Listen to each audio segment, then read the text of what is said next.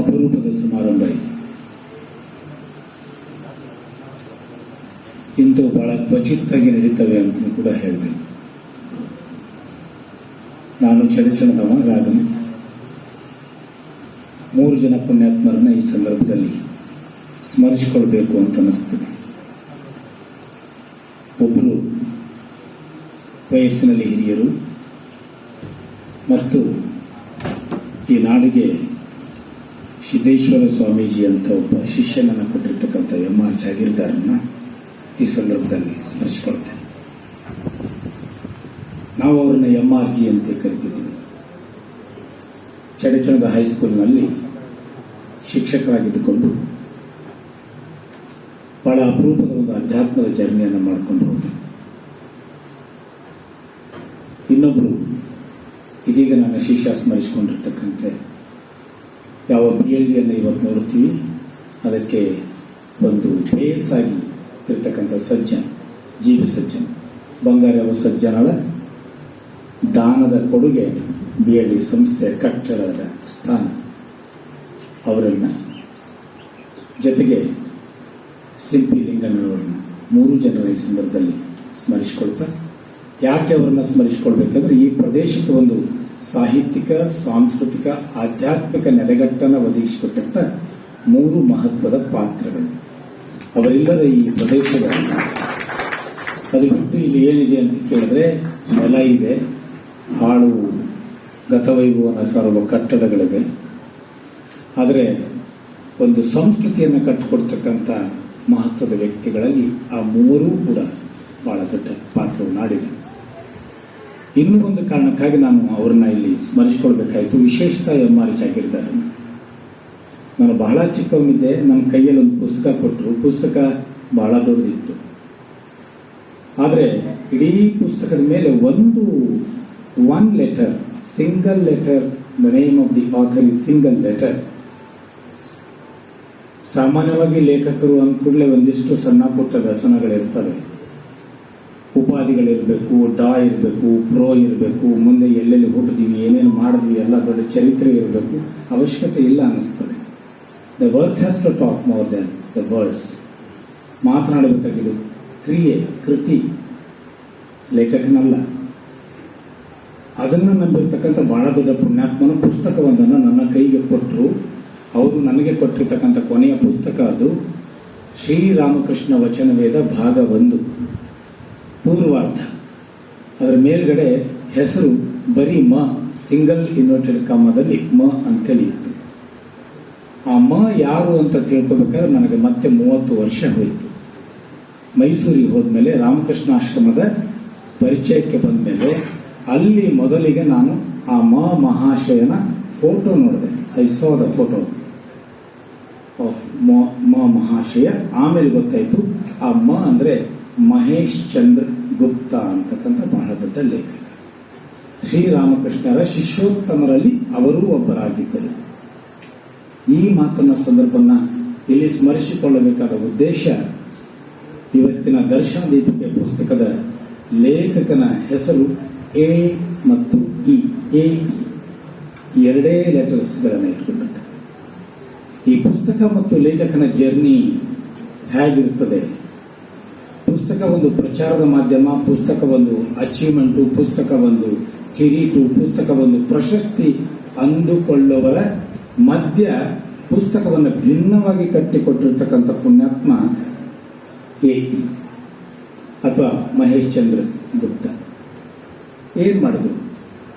ನನಗೆ ಈ ಸಂದರ್ಭದಲ್ಲಿ 12ನೇ ಶತಮಾನದಲ್ಲಿ ಆಗಿ ಹೋಗಿರ್ತಕ್ಕಂಥ ಇಸ್ಲಾಮಿಕ್ ಜಗತ್ತಿನ ರಾಬಿಯಾ ನೆನಪಾಗ್ತಾಳೆ. ರಾಬಿಯಾ ತೀರಿಕೊಂಡ 800 ವರ್ಷಗಳ ನಂತರ ರಾಬಿಯಾ ಅನ್ನುವ ಒಬ್ಬ ಮಹಿಳೆ ಇದ್ದಳು ಅಂತೇಳಿ ಒಬ್ಬ ಬರೆದು ಹೋಗ್ಬಿಡ್ತಾನೆ. After 400 years of the death of Rabia. ಅಲ್ಲಿಂದ ಮತ್ತೆ 400 ವರ್ಷಗಳ ನಂತರ ಒಬ್ಬ ಮೊಟ್ಟ ಮೊದಲಿಗೆ ರಾಬಿಯಾಳನ್ನ ದಾಖಲಿಸಿ ಒಂದೇನೋ ಒಂದು ಸಾಲು ಬರೀತಾನೆ. ಆನಂತರ ಮತ್ತೆ 100 ವರ್ಷಗಳ ನಂತರ ಕನ್ನಡದಲ್ಲಿ, ಕರ್ನಾಟಕದಲ್ಲಿ ಆವಿಗೆಯ ಕಿಚ್ಚು ಅನ್ನುವ ಪುಸ್ತಕದಲ್ಲಿ ಸುಜಾತ ಕುಮಟಾ ಅನ್ನೋ ಒಂದು ಸಣ್ಣ ಪ್ಯಾರಾಗ್ರಾಫ್ ಬರೀತಾರೆ. ಆನಂತರ 10 ವರ್ಷಗಳ ನಂತರ ನಾನು ಸಂಯುಕ್ತ ಕರ್ನಾಟಕಕ್ಕೆ ಒಂದು ಲೇಖನ ಬರೀತೇನೆ. ಆನಂತರ 20 ವರ್ಷಗಳ ನಂತರ ಮೊನ್ನೆ ಇಲ್ಕಲ್ದಲ್ಲಿ ಒಬ್ಬ ಮಹಿಳೆ ರಾಬಿಯಾಳನ್ನ ಕುರಿತು 110 ಪೇಜ್ಗಳು ಒಂದು ಪುಸ್ತಕ ಬರೀತಾರೆ. This is the journey of the writer.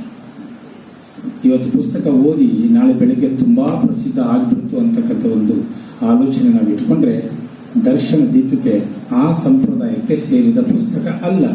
ಎ.ಇ. ಅಂತ ಲೇಖಕ ಅಲ್ಲ. ಜಾರ್ಜ್ ವಿಲಿಯಂ ರಸಲ್ ಅಂತಕ್ಕಂಥ ಈ ಲೇಖಕನ ಹೆಸರು ಉಳಿದುಕೊಂಡಿದ್ದು ಎಲ್ಲೋ ಉಳಿದುಕೊಂಡಿತ್ತು. ಮಧುರಚಂದ್ರ ಸ್ಮರಿಸಿಕೊಂಡಿದ್ರು. ಸಿಂಪಿ ಲಿಂಗಣ್ಣವರು ಹೇಳಿದ್ದು ನೆನಪಿತ್ತು. ಗೋಕಾಕರು ದಾಖಲಿಸಿದ ನೆನಪಿತ್ತು. ನನ್ನ ಗುರುಗಳು ಬಹಳ ದೊಡ್ಡ ಪಟ್ಟಿಯನ್ನು ಕೊಟ್ಟಾರೆ. ಧಾರವಾಡ ಮತ್ತು ಹಲಸಂಗಿ ಗೆಳೆಯರ ಬಳಗದ ಬಹಳಷ್ಟು ಜನ ಲೇಖಕರು, ನಿಮ್ಮ ಗುರುಗಳು ಯಾರು, ನಿಮ್ಮ ಕಾವ್ಯ ಹೀಗೆ ಯಾಕಾಯ್ತು, ಯಾಕೆ ಆಧ್ಯಾತ್ಮದ ವರತೆ ನಿಮ್ಮಲ್ಲಿ ಶುರು ಆಯಿತು ಅಂದ ತಕ್ಷಣ ದಾಖಲಿಸಿದ ಹೆಸರು ಈ ಎ.ಇ. ನಾನು ಬ್ರಿಟಿಷ್ ಲಿಟರೇಚರ್ನ ಓದ್ಕೊಂಡವನು, ಅಮೆರಿಕನ್ ಲಿಟರೇಚರ್ ಓದ್ಕೊಂಡವನು. ದುರಂತ ಅಂದ್ರೆ ಎಲ್ಲಿಯೂ ಕೂಡ ನನ್ನ ಒಟ್ಟು 2 ದಶಕಗಳ ಅಧ್ಯಯನ ಅಧ್ಯಾಪನದ ವ್ಯಾಪ್ತಿಯಲ್ಲಿ ಇಡೀ ರೊಮ್ಯಾಂಟಿಕ್ ಕಾವ್ಯವನ್ನು ಕುರಿತು ಬರೆದಿದ್ದೇನೆ. ಬ್ರಿಟಿಷ್ ಲಿಟರೇಚರ್ನ ಚಾಸರ್ನಿಂದ ಹಿಡ್ಕೊಂಡು ಡಿಕೆನ್ಸನ್ ವರೆಗೆ ಓದ್ತೇವೆ. ಎ.ಇ.ಎಫ್ ಪ್ರಸ್ತಾಪನೆ ಬರುವುದಿಲ್ಲ. History of English literature. ನೀವು ಗುಡ್ಮನ್ ತಗೊಳ್ಳಿ, ಖಜಮಿಯಾ ತಗೊಳ್ಳಿ, ತ್ರಿವೇದಿ ತಗೊಳ್ಳಿ, ಡೇವಿಡ್ ಡಚಿಸ್ ಸಿರೀಸ್ ತಗೊಳ್ಳಿ, you take any of the history of literature written by the greatest historians of the either British or from India, but you will not come across the name mentioned by any of these historians. ಬಹಳ ಬೇಸರ ಆಯಿತು. ಆವಾಗ ಇವನನ್ನ ಕುರಿತು ಅಧ್ಯಯನ ಮಾಡದ English ಸಾಹಿತ್ಯವೂ ಅಪೂರ್ಣ ಅನ್ನಿಸ್ತು ನಮಗೆ. ಇವನನ್ನ ದಾಖಲಿಸಿದ ಆದರೆ ಇವನಿಂದ ತುಂಬಾ ಪ್ರಭಾವಿತರಾದ ಯಾರು ಕೂಡ ಗೋಕಾಕರಿಂದ ಬೇಂದ್ರೆ ಅವರು ಕೂಡ ಅದರ ಬಗ್ಗೆ ಪ್ರಸ್ತಾಪ ಮಾಡಲಿಲ್ಲ, ಬರೀಲಿಲ್ಲ, ಒಂದು ಪೂರ್ಣ ಪ್ರಮಾಣದ ಬರಹ ಬರಲಿಲ್ಲ. ಆದರೆ ಕನ್ನಡಕ್ಕೆ ನವೋದಯದ ಒಂದು ದೊಡ್ಡ ಶಕ್ತಿ ಬಂತು ನಮಗೆ. ಅಲ್ಲಿ ರಾಮಕೃಷ್ಣ ಪರಮಹಂಸರನ್ನ ಕೇಂದ್ರವಾಗಿಸಿಕೊಂಡ ಕುವೆಂಪು ಗೆಳೆಯರ ಬಳಗ, ಇಲ್ಲಿ ಶ್ರೀ ಅರವಿಂದರನ್ನ ಎ.ಇ.ಯನ್ನ ಕೇಂದ್ರವಾಗಿಸಿಕೊಂಡು ಬರೆದಿರ್ತಕ್ಕಂಥ ಉತ್ತರ ಕರ್ನಾಟಕದ ಧಾರವಾಡ ಮತ್ತು ಹಲಸಂಗಿ ಗೆಳೆಯರ ಬಳಗ ಇಷ್ಟು ಪುಂಖಾನುಪುಂಖವಾಗಿ ಅವನ ಬಗ್ಗೆ ಚರ್ಚೆ ಮಾಡ್ತಾರೆ. ಆದರೆ ಎ.ಇ.ಯ ಜೀವನ ಕಥನ, ಎ.ಇ. ಯಾರು, ಜಾರ್ಜ್ ವಿಲಿಯಂ ರಸಲ್ ಅಂತಕ್ಕಂಥ ಹೆಸರಿಟ್ಟುಕೊಂಡವನು ಎ.ಇ. ಯಾಕಾದ ಅನ್ನುವುದನ್ನ ಕುರಿತು ಎಲ್ಲಿಯೂ ಕೂಡ ಕನ್ನಡ ಸಾಹಿತ್ಯ ಚರಿತ್ರೆಯಲ್ಲಿಯೂ ಬರೋದಿಲ್ಲ. ಅದು ರಂಶ್ರೀ ಮುಗಳಿಯವರು ಬರೆದಿರ್ಬೋದು, ಮತ್ತಿನ್ಯಾರೋ ಆಧುನಿಕ ಗೆಳೆಯರು ಬರೆದಿರ್ಬೋದು, ಎಲ್ಲಿಯೂ ದಾಖಲಿಸಿದೆ. ಈ ಕೊರಗು ನನಗೆ ಕಾಡ್ತಾ ಇತ್ತು. ಆದರೆ ಎ.ಇ.ಯನ್ನ ತೆಕ್ಕೆಗೆ ಹಾಕೋಬೇಕಾದ್ರೆ ಅಷ್ಟು ಶಕ್ತಿ ಇರುವ ಒಬ್ಬ ಲೇಖಕ ಬೇಕಲ್ಲ, ಸಮರ್ಥ ಲೇಖಕ ಬೇಕು. ಯಾವುದನ್ನು ಯಾರೂ ಬರಿಬಹುದು ಅಂತಕ್ಕಂಥ ಬಹುತೇಕ ನಾನು ಒಪ್ಪಿಕೊಳ್ಳಿಕ್ಕಾಗೋದಿಲ್ಲ. ಕೆಲವೊಬ್ಬರು ಮಾತ್ರ ಕೆಲವು ತಯಾರಿಗಳೊಂದಿಗೆ ಮುಟ್ಲಿಕ್ಕೆ ಸಾಧ್ಯ ಇದೆ.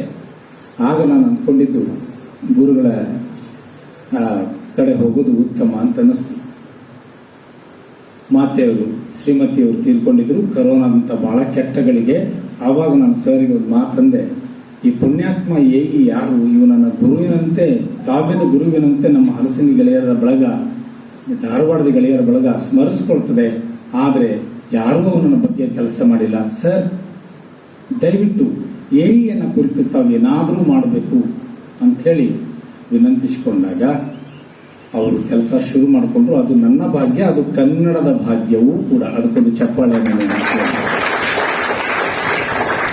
ಇವತ್ತು ಈ ಕೆಲಸ ಅವರು ಮಾಡಿರದೇ ಹೋಗಿದ್ದಾರೆ. ದರ್ಶನ ದೀಪಿಕೆ ಈಗಲೂ ಸಾಧ್ಯವಾಗದೇ ಹೋಗಿದ್ದಾರೆ.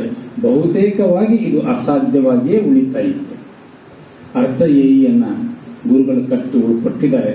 ಇನ್ನರ್ಧ ಎ.ಇ.ಗೆ ಬಾಕಿ ಇದೆ. ಜೀವನವನ್ನ ಕಟ್ಟಿಕೊಟ್ಟಿದ್ದಾರೆ, ಕಾವ್ಯ ಬಾಕಿ ಉಳಿದಿದೆ ಅಂತ ಒಂದು ಅಪರೂಪದ ಕೃತಿ ದರ್ಶನ ದೀಪಿಕೆ. ಇಷ್ಟು ನನಗೆ ಎ.ಇ. ಹೇಗೆ ಕನ್ನಡಕ್ಕೆ ಬಂದ, ಈಗ ಯಾಕೆ ಬಂದ ಅನ್ನೋದನ್ನ ಹೇಳಲಿಕ್ಕೆ ಸಾಕು ಅಂತ ಅನಿಸ್ತದೆ. ಇನ್ನೊಂದು ವಿಚಾರ, ಈ ಪುಸ್ತಕದ ಇದನ್ನ ಓದುವುದು ಮತ್ತು ಅರಗಿಸಿಕೊಳ್ಳುವುದು. ಕಟ್ಟಿ ಸರ್ ಮಠಪತಿಯವರೇ ಮತ್ತೆ ಹೆಂಗ ಅನಿಸ್ತದ ಅಂತ ನನಗೆ ಕೇಳಿದ್ರು. ಸರ್, ನಿಮಗೆ ಹೆಂಗ ಅನಿಸ್ತದ ಅಂತ ನಾನು ಅವರಿಗೆ ಕೇಳಿದೆ. ಇದು ಬಹಳ ಕಷ್ಟದ ಕೆಲಸ ಇದೆ. ನಾವು ಬಹಳ ದೂರ ಹೋಗ್ಬಿಟ್ಟಿದ್ದೀವಿ. ಈ ಲೋಕದಿಂದ ನಾವು ಬಹಳ ದೂರ ಹೋಗ್ಬಿಟ್ಟಿದ್ದೀವಿ.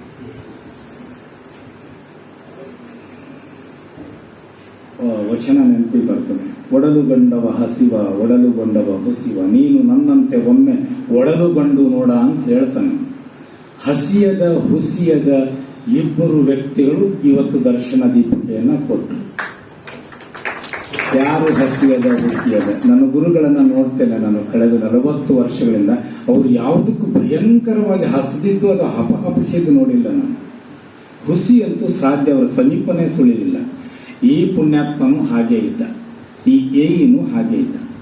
18ನೇ ಶತಮಾನದ ಇಂಗ್ಲಿಷ್ ಕಾವ್ಯ ಅಂದ್ರೆ ಅದು ಭೌತ ಕಾವ್ಯ, ಅದು ರಮ್ಯ ಕಾವ್ಯ, ಅದು ಲೌಕಿಕ ಜಗತ್ತನ್ನ ಕುರಿತು ಅದ್ಭುತವಾಗಿ ಹಾಡಿ ಹೊಗಳ್ತಾ ಇರತಕ್ಕಂಥ, ಒಂದು ಕಡೆ ಹೆಲನಿಸಂ, ಇನ್ನೊಂದು ಕಡೆ ಕಾಲ್ಪನಿಕ ಒಂದು ಜಗತ್ತು, ಶಬ್ದ ಮಾಂತ್ರಿಕತೆ, ಇವೆಲ್ಲವುಗಳ ಸಂದರ್ಭದಲ್ಲಿ ಈ ಕಾವ್ಯವನ್ನು ಬರೀಲಿಕ್ಕೆ ಶುರು ಮಾಡ್ದ. ಆದ್ರೆ ಅವನಿಗೇನು ಚಿಂತೆ ಇರಲಿಲ್ಲ, ಇವುಗಳ ಮಧ್ಯೆ ನಾನು ಕಾಣದೇ ಹೋಗ್ತೀನಿ ಅಂತಕ್ಕಂಥ ಭಯನೂ ಇರಲಿಲ್ಲ. ಅವನು ಉಳಿದುಕೊಳ್ತಾನೆ. ಯಾಕಂದ್ರೆ ಭಯದ ಬೆನ್ನೇರಿ ಬರೆದ ಬರಹಗಾರ ಅಲ್ಲ ಏಯಿ. ಯಾರು ಭಯದ ಬನ್ನೇರಿ ಬರೆದರೂ ಬಹುತೇಕ ಅವರು ಉಳಿಯುವುದೂ ಇಲ್ಲ. ಇವತ್ತು ಹುಟ್ಟಿದ ಪುಸ್ತಕ 20 ವರ್ಷಗಳ ನಂತರ ಮಾತಾಡ್ತದೆ ಅಂತ ಹೇಳ್ತಾರೆ. ಇದು ಕನಿಷ್ಠ 170 ವರ್ಷಗಳ ನಂತರ ಮಾತಾಡ್ತಾ ಇದೆ ಈ ಪುಸ್ತಕ. ಇದರ ಶೀರ್ಷಿಕೆ ದರ್ಶನ ದೀಪಿಕೆ, ಇಂಗ್ಲಿಷ್ನಲ್ಲಿ ದ ಕ್ಯಾಂಡಲ್ ಆಫ್ ವಿಷನ್ ಅಂತಕ್ಕಂಥದ್ದು ಇದರ ಮೂಲ ಶೀರ್ಷಿಕೆ. ಈ ದರ್ಶನವನ್ನು ಕುರಿತು ಮಾತಾಡೋದು ಸಾಮಾನ್ಯವಾಗಿ ಬಹಳ ಕಷ್ಟದ್ದು. ಯಾಕಂದ್ರೆ ಅದು ಎಲ್ಲರ ಅನುಭೂತಿಗೆ ದಕ್ಕಿರ್ತಕ್ಕಂಥದ್ದಲ್ಲ. ದ್ರಾಕ್ಷಾ ತೋಟದಲ್ಲಿ ಕೆಲಸ ಮಾಡ್ತಿರ್ಬೇಕಾದ್ರೆ ನನಗೆ ಭಗವಂತನ ದರ್ಶನದ ಹೊಳಹುಗಳು ಸಿಕ್ಕುವು ಅಂತ ಟಾಲ್ಸ್ಟಾಯ್ ಬರೀತಾನೆ. ಬಾಗಲಕೋಟೆಯಲ್ಲಿ ನನಗೆ ದೇವರ ದರ್ಶನವಾಯಿತು, ಅದಕ್ಕಾಗಿ ನಾನು ಇದನ್ನು ಬೆಳಕಾಯಿತು ಬಾಗಲಕೋಟೆ ಅಂತೀನಿ ಅಂತೇಳಿ ಮಧುರಚಂದ್ರ ಹೇಳ್ತಾನೆ. ಸಾವಿತ್ರಿಯನ್ನ ಬರಿತಾ ಬರಿತಾ ನನಗೆ ಬದುಕಿನ ದರ್ಶನ ಆಯಿತು ಅಂತೇಳಿ ಅರವಿಂದ್ ಅವರು ಹೇಳ್ತಾರೆ. ಈ ದರ್ಶನ ಅನ್ನೋದೇನು? ಈಗ ಬಹುತೇಕ ಆ ಜರ್ನಿ ನಿಂತು ಹೋಗಿದೆಯೇನೋ ನನಗನ್ನಿಸ್ತದೆ. ಈ ಬೌದ್ಧ ಜಗತ್ತಿನಲ್ಲಿ ನಾವು ಬಹಳಷ್ಟು ಇಂಥ ಚಿಂತನೆಗಳಿಂದ ಮತ್ತು ಬರಹದಿಂದ ದೂರ ಹೋಗಿದ್ದೀವಿ.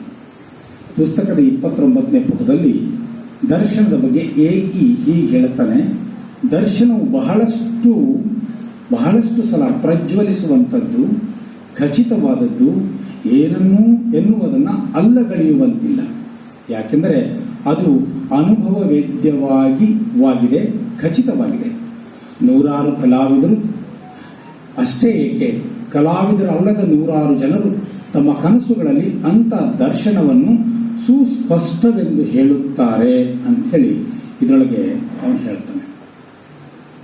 ಒಂದು ಉದಾಹರಣೆಯನ್ನು ಹೇಳಿ ನನ್ನ ಮಾತುಗಳನ್ನು ಮುಗಿಸ್ತೇನೆ. ಶೋಲಾಪುರದ ದಯಾನಂದ ಸರಸ್ವತಿ ಕಾಲೇಜಿನಲ್ಲಿ ನಾನು ವಿದ್ಯಾರ್ಥಿಯಾಗಿದ್ದೆ. ಪ್ರೊಫೆಸರ್ ಚವ್ಹಾಣ್ ಅಂತಕ್ಕಂಥವ್ರು ನನಗೆ ಟ್ರಾನ್ಸೆಂಡೆಂಟಲ್ ಲಿಟರೇಚರ್ನ ಕುರಿತು ಪಾಠ ಮಾಡ್ತಾ ಇದ್ರು. ಟ್ರಾನ್ಸೆಂಡೆಂಟಲಿಸಮ್, ಟ್ರಾನ್ಸೆಂಡಿಂಗ್. ಆವಾಗ ಅವ್ರದ್ದೊಂದು ಪ್ರಾಕ್ಟೀಸು, ಅವರು ಪೋಲಿಯೋ ಆಗಿತ್ತು. ಅವರು ವೇದಿಕೆ ಮೇಲೆ ಕೊಟ್ಟ ತಕ್ಷಣ, ಬೋರ್ಡ್ ಹತ್ರ ಬಂದ ತಕ್ಷಣ ಬ್ಯಾಗಿನಿಂದ 2 ಊದುಕಡ್ಡಿಯನ್ನು ತೆಗೆದು ಅದಕ್ಕೆ ದೀಪ ಹಚ್ಚಿ ಆರಿಸಿ 1-2 ನಿಮಿಷ ಬೆಳಗಿ ಆಮೇಲೆ ಮತ್ತೆ ನಮ್ಮ ಕಡೆ ನಿಂತ್ಕೊಂಡು ಒಂದು ಮುಗುಳ್ನಗೆ ಕೊಡ್ತಾ ಇದ್ರು. ಇದು ಎಷ್ಟೋ ವರ್ಷಗಳವರೆಗೆ ಹೀಗೆ ನಡೀತಾ ಇತ್ತು. ನಾನು ಎಲ್ಲರೂ ಬರೇ ಮನಸ್ಸಿನಲ್ಲಿ ಅಂದ್ಕೊಂಡ್ರು, ಏನು ಮರೆ ಬಂದು ಇದ್ದ ತಕ್ಷಣ ಊದಿನ ಕಡ್ಡಿ ಬೆಳಗ್ಗೆ ಪಾಠ ಶುರು ಮಾಡ್ತಾರೆ ಅವರು ಈ ಕಾಲದಲ್ಲಿ ಶೋಲಾಪುರದಲ್ಲಿ. ಸೊ ಅವಾಗ ಒಂದು ದಿವಸ ಇದು ಎಲ್ಲರ ಸಮಸ್ಯೆ ಬಗೆಹರಿದು ಬಿಡಲಿ ಅಂತ ನಾನು ಎದ್ದು ನಿಂತು ಕೇಳಿದೆ, ಸರ್ ನೀವು ಬಂದ ತಕ್ಷಣ ಅದು ಊದ್ಕಡ್ಡಿ ಬೆಳಗ್ಗೆ ಪಾಠ ಶುರು ಮಾಡ್ತೀರಲ್ಲ, ಈ ಪಾಠಕ್ಕಿಂತ ನಮ್ಗೆ ಅದ್ರ ಬಗ್ಗೆ ಬಹಳ ಚಿಂತೆ ಆಗಿದೆ. ಸೊ ಅವಾಗ ಮುಗುಳ್ನಗಿತ ಚವ್ಹಾಣ್ ಅವರು ಒಂದು ಮಾತನ್ನು ಹೇಳಿದ್ರು. ಟ್ರಾನ್ಸೆಂಡೆಂಟಲಿಸಮ್ ಅರ್ಥ ಆಗಿದೆಯೋ ಗೊತ್ತಿಲ್ಲ, ಅದರ ಬಾಗಿಲಿಗೆ ಈಗ ನೀವು ಬಂದು ನಿಂತು ಆ ಪ್ರಶ್ನೆಯನ್ನ ಕೇಳಿದಿರಿ, ಉತ್ತರ ಕೊಡ್ತೇನೆ. ಇದು ಒಂದು ಶ್ರದ್ಧಾ ಜಗತ್ತು. ನಾನು ಇದನ್ನು ನಂಬಿದ್ದೇನೆ. ನನಗೆ ಇದರಿಂದ ಕೆಲವು ಅನುಭೂತಿಗಳು ದಕ್ಕಿವೆ. ನನ್ನ ಬದುಕಿನ ಬಹಳಷ್ಟು ಸಂಕಷ್ಟಗಳಿಂದ, ಅನಾಹುತಗಳಿಂದ, ಅಪಾಯಗಳಿಂದ ನಾನು ಪಾರಾಗಿದ್ದು ಈ ಒಂದು ಪ್ರಾಕ್ಟೀಸ್ನಿಂದ. ಏಯಿ ಕೂಡ ಇದನ್ನು ಹೇಳ್ತಾನೆ, ಏನನ್ನಾದರೂ ಕೇಂದ್ರೀಕರಿಸಿ. You concentrate on something, whatever that you like, that will turn it a power and that will lead you like a kindly light ಅಂತಕ್ಕಂಥ ಮಾತನ್ನ ಏಯಿ ಹೇಳ್ತಾರೆ. ಈಗ ನಾನು ಅದನ್ನು ಹೇಳ್ತೇನೆ. ಅದರ ದಕ್ಕಿಸಿಕೊಳ್ಳಬೇಕಾದ ಪ್ರಾಕ್ಟೀಸು ಅದು ನಮ್ಮ ಶಕ್ತಿ ಮತ್ತು ಹಸಿವನ್ನ ಆಧರಿಸಿರ್ತಕ್ಕಂಥದ್ದು. ಸೊ ಹೀಗಾಗಿ ದರ್ಶನ ದೀಪಿಕೆಯನ್ನು ಕುರಿತು ಖಂಡತುಂಡವಾಗಿ ವಾದ ಮಂಡಿಸಲಿಕ್ಕೆ ಸಾಧ್ಯ ಇಲ್ಲ. ಇದು ಯಾವುದೇ ಸಿದ್ಧಾಂತ ಎಡ ಬಲ ನಡ ಅಂತ ಏನು ಒಡೆದು ಹಾಕಿದೀವಿ ಈ ಸಾಹಿತ್ಯವನ್ನ, ಈ ಪಂಥಗಳಿಗೆ ನೀವು ಸಿಗಿಸಲಿಕ್ಕೆ ಆಗೋದಿಲ್ಲ.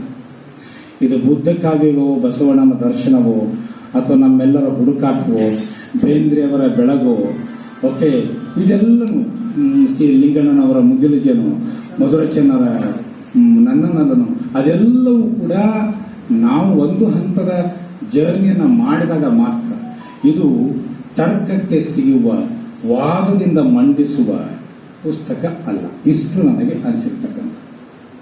ಈ ನಿಟ್ಟಿನಲ್ಲಿ ಇವತ್ತಿನ ನಮ್ಮೆಲ್ಲರ ಮಾತುಗಳು ಕೂಡ ಸಂಕ್ಷಿಪ್ತ ಆಗಿರ್ತವೆ.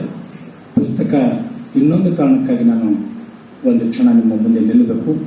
ಇಂಥ ಪುಸ್ತಕವನ್ನು ಪ್ರಕಟಿಸಬೇಕಲ್ಲ, ಇದು ಬಹಳ ಕಷ್ಟದ. ಸರ್ಕಾರಗಳಿಗೂ ಪುಸ್ತಕಗಳು ಹೊರೆಯಾದ ಸಂದರ್ಭದಲ್ಲಿ ನಿಮಗೆಲ್ಲ ಗೊತ್ತಿದೆ, 300 ಪ್ರತಿಗಳನ್ನು ತೆಗೆದುಕೊಳ್ತಕ್ಕಂಥ ಘನ ಸರ್ಕಾರ ಈಗ ಇದನ್ನ 150 ಪುಸ್ತಕಗಳನ್ನ ತೆಗೆದುಕೊಳ್ತಕ್ಕಂಥ ನಿರ್ಧಾರವನ್ನು ತೆಗೆದುಕೊಂಡಿದ್ದಾರೆ. ಏನೆಲ್ಲರಿಗೂ ದುಡ್ಡಿರ್ತಕ್ಕಂಥ ಸರ್ಕಾರದಲ್ಲಿ ಪುಸ್ತಕಗಳನ್ನು ತೆಗೆದುಕೊಳ್ಳುವ ನಿಟ್ಟಿನಲ್ಲಿ ದುಡ್ಡಿಲ್ಲ ಅನ್ನುವ ಅರ್ಥವನ್ನು ಕೊಡುವ ರೀತಿಯಲ್ಲಿ 150 ಪುಸ್ತಕಗಳನ್ನು ಒಬ್ಬ ಲೇಖಕನಿಂದ ತೆಗೆದುಕೊಳ್ಳುವ ಸಂದರ್ಭದಲ್ಲಿ ಯಾವುದೇ ಲಾಭದ ಪ್ರತಿಫಲಾಪೇಕ್ಷೆಯ ನಿರೀಕ್ಷೆ ಇಲ್ಲದೆ ಪ್ರಕಟ ಮಾಡಿರ್ತಕ್ಕಂಥ ಗೆಳೆಯ ಕಾಚಕ್ಕಿ ಚೇತನನ ಮತ್ತು ಅವರು 5 ಜನ ಗೆಳೆಯರಿದ್ದಾರೆ. ಹಿಂದುಗಡೆ ನನ್ನ ಅನೇಕ ವಿದ್ಯಾರ್ಥಿನಿಯರಿದ್ದೀರಿ.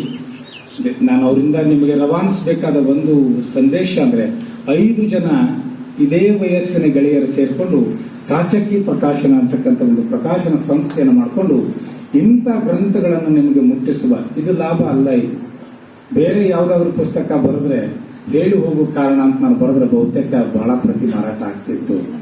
ಸೊ ಆ ತರದ ಸಾಹಿತ್ಯ ಅಲ್ಲ ಇದು.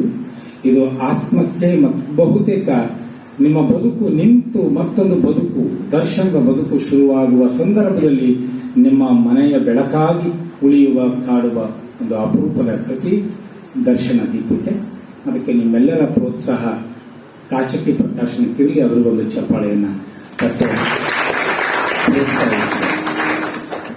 ಕುಲಕರ್ಣಿ ಗುರುಗಳನ್ನು ನಾನು ಮತ್ತೆ ತೆಕ್ಕೆ ಹಾಕಿಕೊಳ್ಳುವುದು ಒಂದು ಕಾರಣಕ್ಕಾಗಿ, ದಾರುಣಿಯೇ ದೈವವಾಗಿಸುವ ಶಕ್ತಿ ಕೆಲವರಿಗೆ ಇರುತ್ತದೆ. ನಾನು ಅವ್ರನ್ನ ಮುಟ್ಟಿಬಿಟ್ಟರೆ ನನಗೆ ಇಷ್ಟು ಜನರ ದರ್ಶನ ಆಗಿಬಿಡ್ತದೆ. ಬಿಜಾಪುರಕ್ಕೆ ಮತ್ತೆ ಬರೋದು, ನಿಮ್ಮೆಲ್ಲ ಹಿರಿಯರನ್ನ ನೋಡೋದು ನನಗೆ ಸಾಧ್ಯ ಆಗುದಿಲ್ಲ. ಗುರುಗಳಿಗೆ ಮುಟ್ಟಿಬಿಟ್ರೆ ಅದು ನಿಮ್ಮೆಲ್ಲರನ್ನ ಮುಟ್ಟಿಸಿಬಿಡ್ತದೆ ಅಂತಕ್ಕಂಥ ಒಂದು ಸ್ವಾರ್ಥ ಮತ್ತು ಪ್ರೀತಿ ನನ್ನೊಳಗಿದೆ.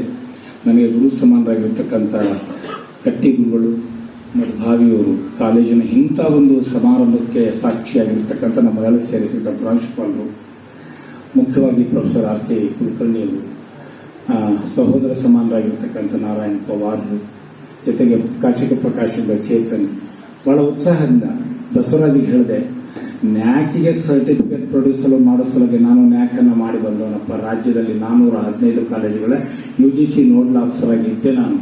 ಅದರ ಸತ್ಯಾಸತ್ಯತೆಗಳು ಏನು ಅಂತ ನಮಗೆ ಬಹಳ ಚೆನ್ನಾಗಿ ಗೊತ್ತು. ಅದಕ್ಕೊಂದು ಡಾಕ್ಯುಮೆಂಟ್, ಅದು ಸೆಕೆಂಡರಿ.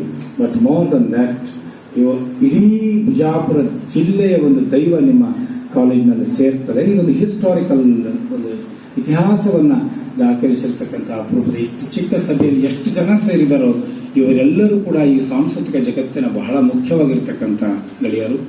ಮನುಪತ್ತಾರ್ ಇದ್ದಾರೆ, ಮೆಹಬೂಬ್ ಇದ್ದಾರೆ, ಡಾಕ್ಟರ್ ಹೊರಡಿಯವರು ನಮಗೆಲ್ಲ ಇಂಜೆಕ್ಷನ್ ಮಾಡಿದವರು, ನಾವು ಕೈಯಲ್ಲಿ ಆರೋಗ್ಯವನ್ನು ಉಳಿಸ್ಕೊಂಡರು. ಸಹೋದರ ಗೋಪಾಲ್ ಅವರು ಬಂದಿದ್ದಾರೆ, ನಮ್ಮ ಸುಶೀಲೇಂದ್ರ ಅವರು ಬಂದಿದ್ದಾರೆ, ಇನ್ನೊಬ್ಬರು ಹಿರಿಯರು ಬಂದಿದ್ದಾರೆ. ಎಲ್ಲರಿಗೂ ಅನಂತ ಗೋಲ್ಗೊಂಡವರು ಹಿಂದ್ಗಡೆ ಕೂತಿದ್ದಾರೆ. ಅನೇಕ ಕುಲಕರ್ಣಿ ಸರ್ ಶಿಷ್ಯಂದರು ಇದರೊಳಗೆ ಬಹಳ ಸಕ್ರಿಯವಾಗಿ ಪಾಲ್ಗೊಂಡಿದ್ದಾರೆ ಮತ್ತು ಇಡೀ ಕಾಲೇಜಿನ ಸ್ಟಾಫ್ ಇದರೊಳಗೆ ಸೇರ್ಕೊಂಡಿದೆ. ಅವೆಲ್ಲರನ್ನೂ ಕೂಡ ಪ್ರಾಸ್ತಾವಿಕವಾಗಿ ಸ್ಮರಿಸ್ತಾ ನನ್ನ ಪ್ರಾಸ್ತಾವಿಕವಾದ ಕೆಲವು ಮಾತುಗಳನ್ನು ಇಲ್ಲಿಗೆ ಮುಗಿಸ್ತೇನೆ. ನಮಸ್ಕಾರ.